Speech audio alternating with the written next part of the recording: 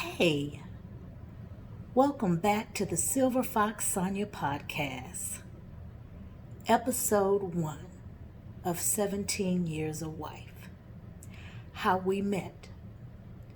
However, before I get started, I need to read something to you to make you guys aware.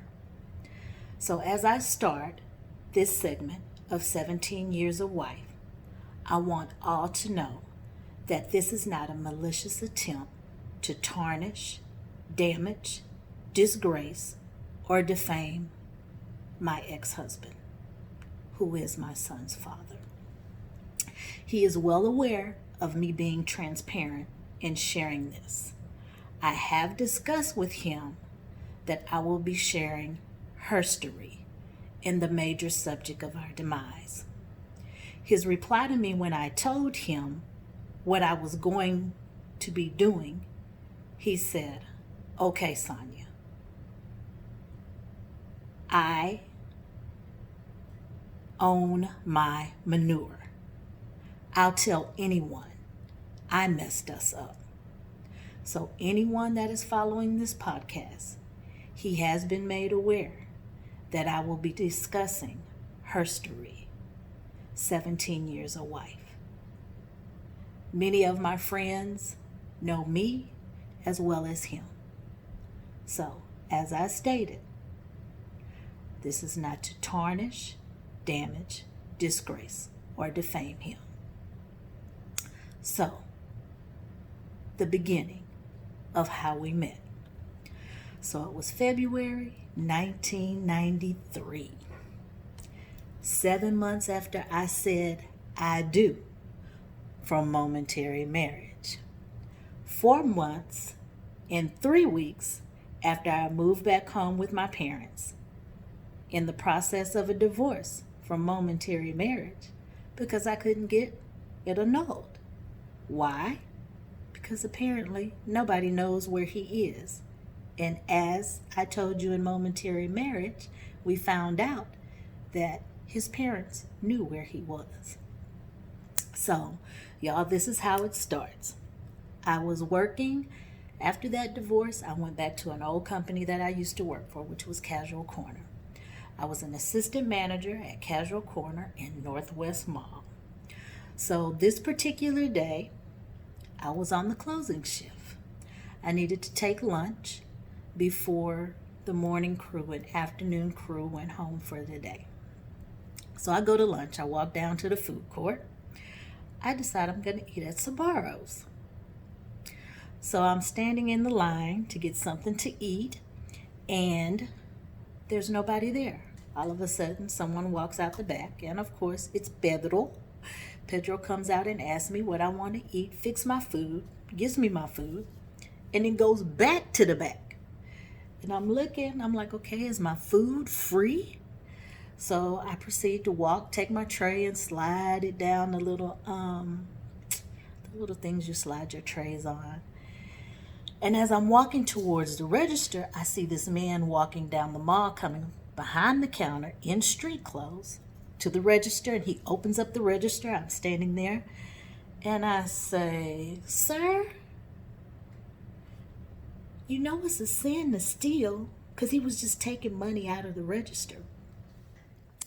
And he says, "Ma'am, when you're putting money in and taking it out, it's called change."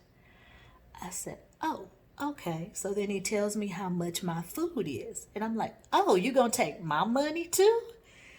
He said, "No, ma'am. I do work here. I just happened to step away to go change my clothes because I'm going to class and I'm coming back to get money for the bus." So I'm like, "Oh, okay." So I give him my money, pay for my food. He gives me my change. And then I see him looking over, like, to the side of my tray. I'm like, "I'm sorry, is there something else?"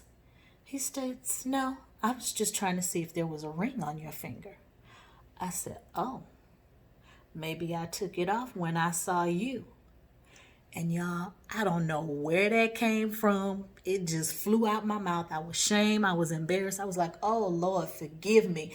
And y'all, I got this big rhinestone pin on. So back in the 90s, people used to wear these pins that said, I love Jesus. So I had on my big rhinestone, I love Jesus pin. And I'm just like, Lord, I'm telling this man that I took off my ring when I saw him. So y'all, this guy, he was thin, 6'5", dark. I really didn't think he was handsome. I don't even know if I was really paying attention to how he looked. I was just being flirtatious, I guess. So I grab my tray, get ready to run off because I'm embarrassed, I'm ashamed. And he says, have a good day, ma'am. I said, thank you, you too. And I try to go hide and eat somewhere so he wouldn't see me. So about a week goes by, and it's a Friday. I'm going to be off for the weekend.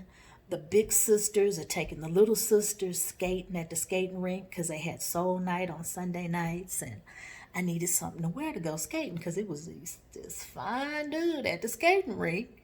That's like, oh, I got to make sure I look cute. So I go down to get something to eat. So Casual Corner was on one end, and where I needed to go shopping was on the other end. So I had to pass the food court. So I'm walking down. I believe I was going to Express that day. Walking down there to get what I need because the sales lady was going to leave and she was holding my merchandise for me. So as I'm walking to go get what I need, he's in the corner rolling out pizza dough. And he's like, hey, ma'am, come here. And I walk over and I speak to him, ask him how he's doing. He asks me how I'm doing. And he's like, I've been thinking about you ever since I saw you earlier this week. And I didn't know where to come find you because you didn't tell me where you were. So I was like, oh, okay, that's nice. That's sweet. So we're chit-chatting a little bit. And then I tell him, I'm like, hey, I need to go run down here to pick up something right quick. And before this sales lady leaves. And he was like, okay. So I go get what I need. And I come back and he stops me again and starts talking. So I'm talking to him. He introduces himself to me. And when he introduces himself to me, I'm just like, ugh, because his name is Michael. Same as Mr. Momentary Marriage. So I was like, this probably ain't gonna go nowhere. So we're talking, about the week, what's going on, just talking about stuff, nothing in particular. So I'm looking at my watch and I'm like, hey, I need to go get my stuff so I can go home. So he's like, well, hey, before you go, can I have your number? And in my mind, I'm like, not another Michael. So then he proceeds to tell me all the reasons why I should give him his number. I'm a nice guy, I'm sweet, I'm this, I'm that, I'm tall and handsome. And I'm just like, okay, whatever. So y'all, I gave him my number. And we continued to talk a little while there, and I leave because I need to go and get home. So I get home, he calls me that same night. Most guys get your number and they don't call you for days. But no, he called me that same night. We talked, got to know each other. And before the conversation got started, though, he was like, look. And wait, y'all, before, when I answered the phone, back in the day, I used to answer the phone. I didn't say hello. I would pick up the phone and say, praise the Lord. And he was like, is Sonya there? I'm like, this is she. And he's like, what did you say when you answered the phone? Praise the Lord. And he was like, you always answer the phone like that? I was like, yes, I always answer the phone like that. So he was like, okay, that's different. I said, well, child, just praise him. So we get to talking, and I'm asking him how his evening was, how was clothes, blah, blah, blah, blah. So as I'm talking, he stops me in mid-sentence and say, whoa, wait, hey, hold on. Before you go on with this conversation, I need to ask you a question. So I'm like, okay, yeah, go ahead, shoot. He says, I need to know, can you cook? And I'm like, well, why are you asking me this? And I'm like, yeah, I can cook. He's like, no, can you really cook? He said, because my last wife couldn't cook. I don't cook. And I need to know if you can cook. Because if you can't cook, we don't even need to continue this conversation. And I was like, no, I can cook. What can you cook? So I go down the line or the list of what I can cook. Roast, gravy, rice, green beans, greens, cabbage, chicken, baked chicken, spaghetti. What? He said, nothing out of box or frozen food. I said, no, boo. I said, and I bake. And he's like, okay, then. We can continue this conversation then if you really know how to cook. But then in my mind, I'm thinking, he say his wife. His ex-wife. And y'all, at this time, he had a baby face. So I'm thinking to myself, his ex-wife, he been married before? And then I had to take a step back and think to myself, I'm like, girl, shut up. You're going through a divorce yourself. So don't be trying to throw nothing at somebody else because they say they divorced and they look like he looked like he was like 15 or 16. He really looked young. But I asked him, so you were married? And he's like, yeah. And I'm thinking to myself, this ain't gonna work. He want me to cook. He been married. It's like, nah. So I learned he was married. He was getting a divorce. And he had only been married 6 months. So then we started talking. I was like, oh, we got something in common. We can't even make it to the year mark. We start discussing what happened, the incidents or whatever. And y'all, we were on the phone for hours. I want to say we talked on the phone at probably 3 or 4 o'clock that morning and probably fell asleep on the phone. I found out he had 2 sons. And then I said, this definitely ain't gonna work, because anybody I get with now, they can't have no kids. That's off the table. Nope, no kids, ain't doing it. Even though I love kids, I don't want to have kids that young. So we're talking. He's giving me information. I'm giving him information. We're listening to music. He tells me that one of the kids, he had one child when he was in high school, and then one from the woman he was married to. So then I learned his parents are divorced. His mom has not remarried, but he is number 7 of 12 children. His dad has remarried and is remarried a lady that, I think 9 or 10 children. So he has 11 siblings and then 9 or 10 step brothers and sisters. So we talked about that most of the night, and then I think we fell asleep on the phone. So this call was the beginning of us having daily phone conversations. From the daily phone conversations, it went to him waiting till I got off of work to walk me to my car. And I recall the first time he walked me to my car, he came down to Casual Corner and to get me and help me carry my stuff that I had for the day. And we get out to the parking lot, and my car at that time had the little codes that you punch on the door to get in, and it would unlock it. So I go to unlock the door, and he's like, oh, you in your mama's car. Like, my mama's car? No, this not your mama's car? I'm like, no, my mama drive a Cadillac. So y'all remember in Momentary Marriage, that husband totaled out my car. So my dad went with me to help me get a new car. And I got a used car this time instead of a new car. since it was on me, because Daddy got the last car. When I graduated from college, it was for me to pay the car note. I told y'all I paid it off, and he totaled it out the next month. So, y'all, I was what age at that time? 23? And I fell in love with this Lincoln Continental Mark. It was a 5 or 7 series with the little round thing in the back. The hood slanted like this, and it was round. It had captain seats. It was the bomb, y'all. I loved this car. Y'all see that? It was gold, fully loaded. Loved it, loved it, loved it, loved it. That was my car. So he thought it was my mama's car because I'm in this Lincoln Town car. So I was like, no, sir, no, sir. This is my car. So, y'all, this Michael didn't have a car either.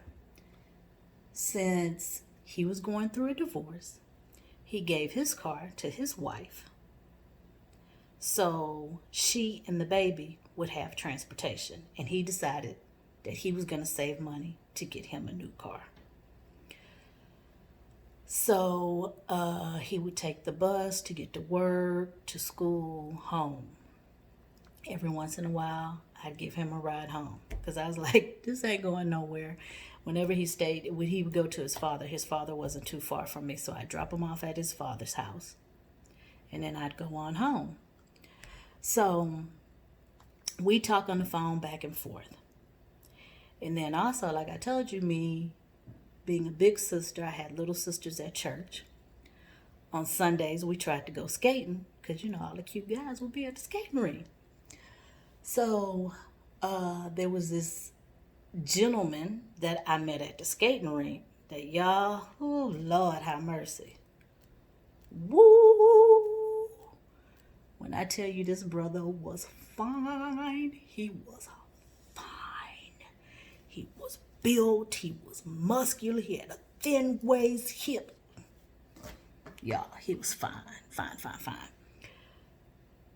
He was probably a complexion lighter than me, maybe. He had beautiful eyes, a beautiful gray hair, and he had a body like David Otunga.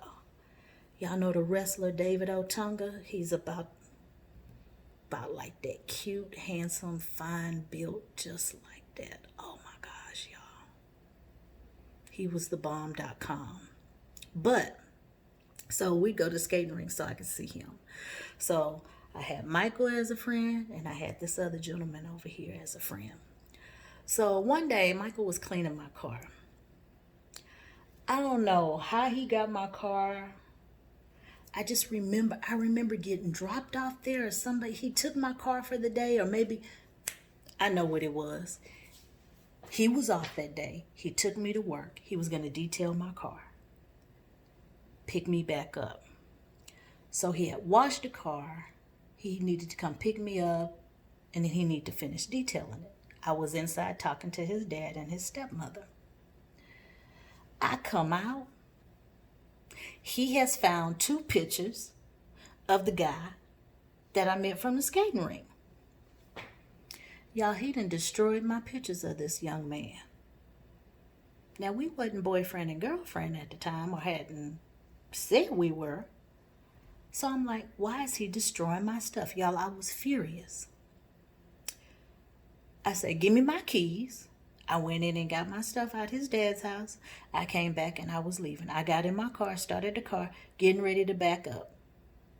He's standing at the door on the driver's side, just standing there like this. They're like, yeah, I told you, he's 6'5". Thin and 6'5". I get settled in the car, put the car in reverse, get ready to reverse. He's standing there as I'm reversing, he walking with the car. I look up at him, y'all. His face is just wet. He crying. Big old 6'5" dude crying. I'm like, I roll the window down. What's the problem? And y'all, he going to all of this soft, sweet, mushy stuff. I was like, ugh, y'all, sucker. I put the car in park. I open the door. He's just like, I don't want to lose you. I love you. And then I'm just like, really? Because I'm thinking to myself, I'm going through a divorce. You're going through a divorce. Why you want to even... So, y'all, I fall for it. And I don't know if I could say I really fall for it because he's really a sweet guy. So, I'm still mad though because he threw my pictures away without asking me about the pictures.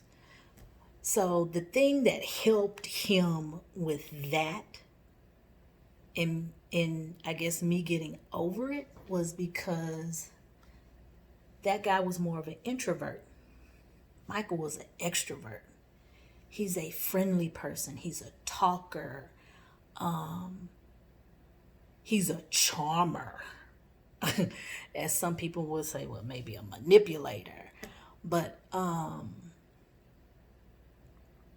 he won me over. And during this process, it was us going to church together. He started going to church with me. We started doing daily devotional readings together. And probably within 5 weeks of us talking, I remember him coming to me and giving me a wad of money. And I'm just like, what is this?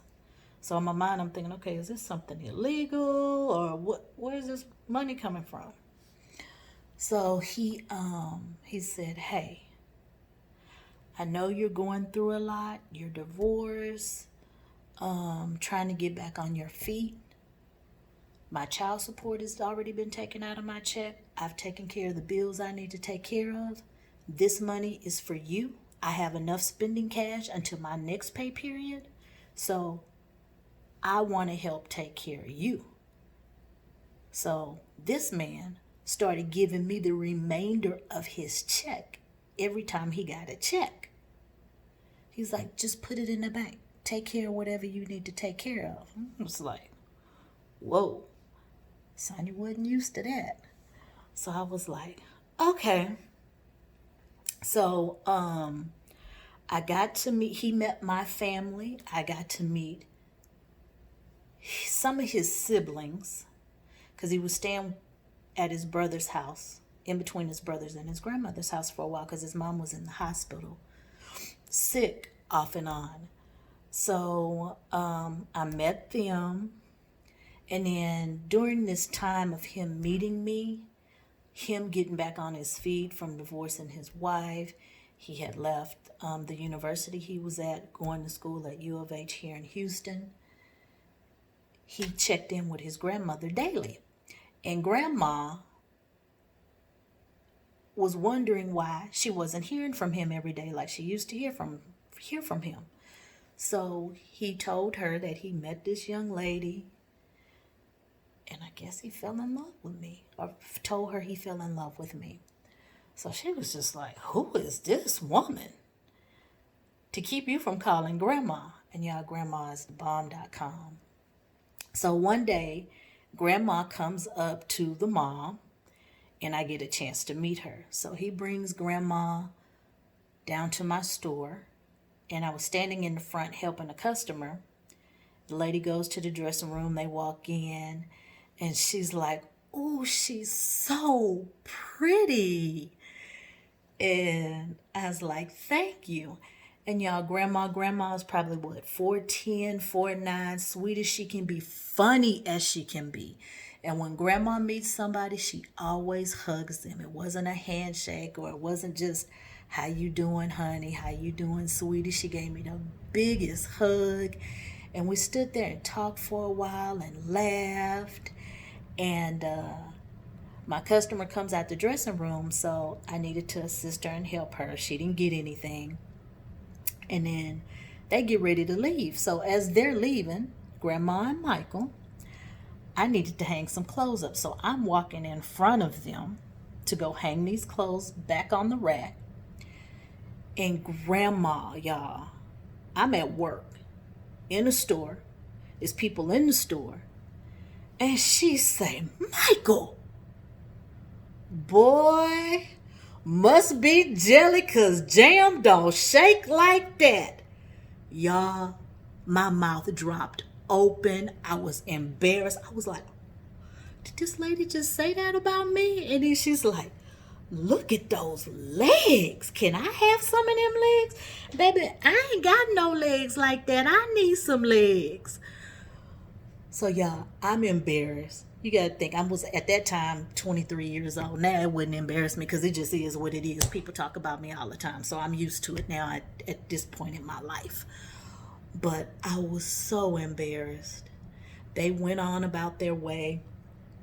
I continued to work and get my day's work in. And then maybe 2 or 3 months within us talking, I got to meet his son. And it was his youngest son, the one he had in his marriage. I fell in love with this little boy, y'all. I loved him like he was my own. And he stuck to me like he was mine. Sometimes he wouldn't even go to his daddy. He was always up under me. I said I would never date anyone with a child. And he had 2. But this one, he was so sweet. So, April 1993, y'all. I got married August 1992. April 1993, my divorce was final. And his became final maybe a month or 2 after mine.